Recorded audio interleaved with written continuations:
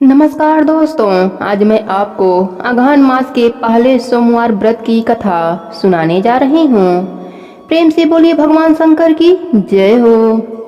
एक नगर में एक धनी व्यापारी रहता था। दूर दूर तक उसका व्यापार फैला हुआ था। नगर में उस व्यापारी का लोग मान सम्मान करते। इतना सब कुछ होने पर भी वह व्यापारी बहुत दुखी था, क्योंकि उस व्यापारी का कोई पुत्र नहीं था।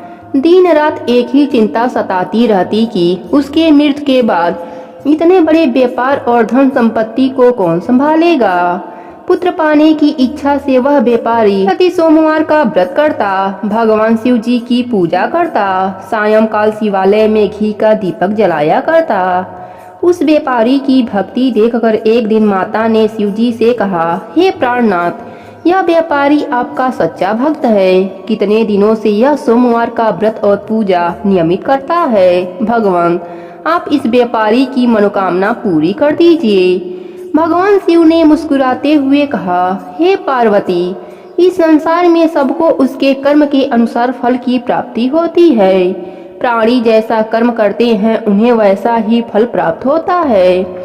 इसके बावजूद भी पार्वती जी नहीं मानी। उन्होंने आग्रह करते हुए कहा, नहीं प्राणनाथ, आपको इस व्यापारी की इच्छा पूरी करनी पड़ेगी। यह आपका अनन्य भक्त है।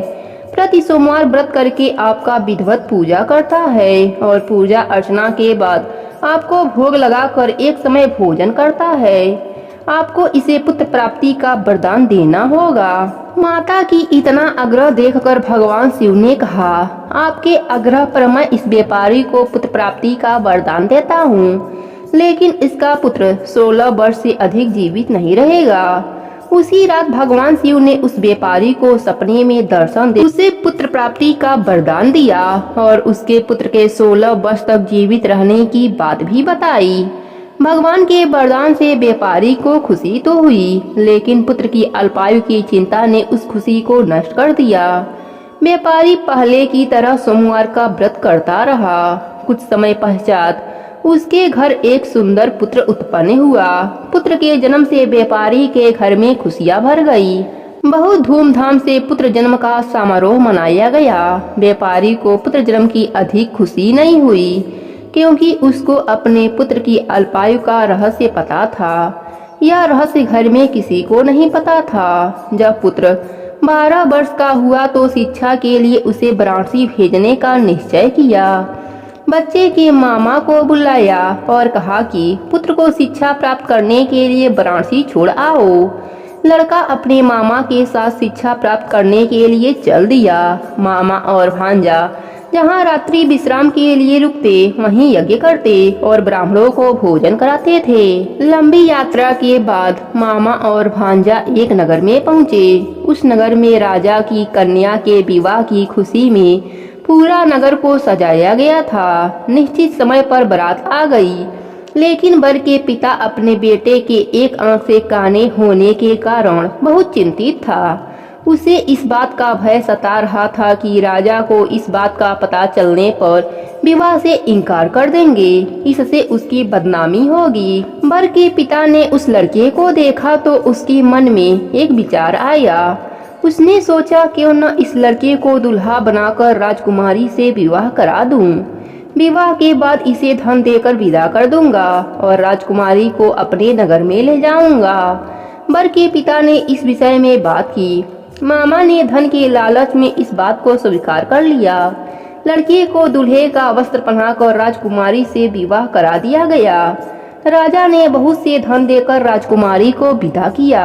लड़का जब लौट रहा था तो सच नहीं छिपा सका और उसने राजकुमारी की ओढ़नी पर लिख दिया, राजकुमारी, तुम्हारा विवाह तो मेरे साथ हुआ है। मैं तो वाराणसी में शिक्षा प्राप्त करने जा रहा हूँ। अब तुम्हें जिस नवयुवक की पत्नी बनना पड़ेगा वह काना है। जब राजकुमारी ने अपनी ओढ़ने की बात पढ़ी तो उसने काने लड़के के साथ जाने से इनकार कर दिया। राजा ने सारी बातें जानकर राजकुमारी को महल में रख लिया। उधर लड़का अपने मामा के साथ वाराणसी पहुंच गया। गुरुकुल में पढ़ना शुरू कर दिया। जब उसकी आयु 16 वर्ष पूरी हुई तो उसने यज्ञ कराया, ब्राह्मणों को भोजन कराया और अन्य वस्त्र दान में दिया। रात में अपने शयन कक्ष में सो गया। शिव जी के वरदान के अनुसार शयन अवस्था में ही उसके प्राण पखेरु उड़ गए। सूर्य उदय पर मामा ने भांजे को मृत्यु देखकर रोने पीटने लगा। आसपास के लोग भी एकत्र होकर दुख प्रकट करने लगे। पार्वती माता सब देख रही थीं। पार्वती माता ने भगवान शिव जी से कहा, प्राणनाथ, मुझे इसके रोने की स्वर सहन नहीं हो रही है, आप इसके कष्ट को दूर करें। शिव जी और माता अदृश्य रूप से समीप जाकर देखा और माता ने भगवान शिव जी से निवेदन किया, हे प्राणनाथ, आप इस लड़के को जीवित कर दीजिए, नहीं तो इसके माता पिता पुत्र की मृत्यु के कारण रो रो कर अपने प्राण को त्याग देंगे।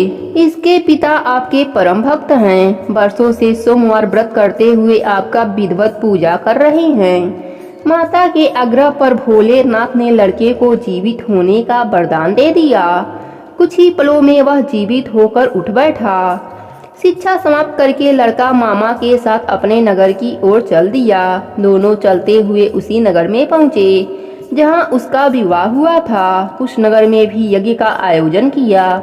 समीप से गुजरते हुए नगर के राजा ने यज्ञ का आयोजन देखा। राजा ने लड़के को तुरंत पहचान लिया। यज्ञ समाप्त होने पर राजा ने मामा भांजे को महल में ले गए और कुछ दिन अपने महल में रखकर बहुत सा धन वस्त्र देकर राजकुमारी के साथ विदा कर दिया।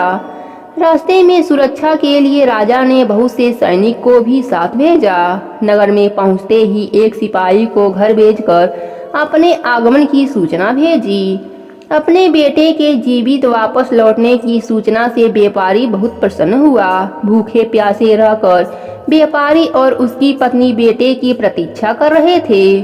उन्होंने प्रतिज्ञा कर रखी थी कि यदि उन्हें अपने बेटे की मृत्यु का समाचार मिला तो दोनों अपने प्राण त्याग देंगे। व्यापारी अपने पत्नी और मित्रों के साथ नगर के द्वार पर पहुंचा।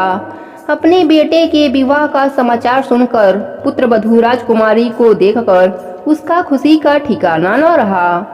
उसी रात भगवान शिव जी ने व्यापारी के सपने में आकर कहा, हे श्रेष्ठी, मैंने तेरे सोमवार के व्रत करने और व्रत की कथा सुनने से प्रसन्न होकर तेरे पुत्र की लंबी आयु प्रदान की है। व्यापारी बहुत प्रसन्न हुआ और भगवान भोलेनाथ की जयकारा लगाने लगा। सोमवार का व्रत करने से व्यापारी के घर में खुशियां लौट आई। शास्त्रों में लिखा है कि जो स्त्री या पुरुष सोमवार की विधिवत व्रत करते और व्रत की कथा सुनते हैं, उनकी सभी इच्छाएं पूरी हो जाती हैं। हे भोलेनाथ, जैसे आपने व्यापारी को पुत्र शोक नहीं दिया, वैसे ही अपने सभी भक्तों पर अपनी कृपा बनाए रखना।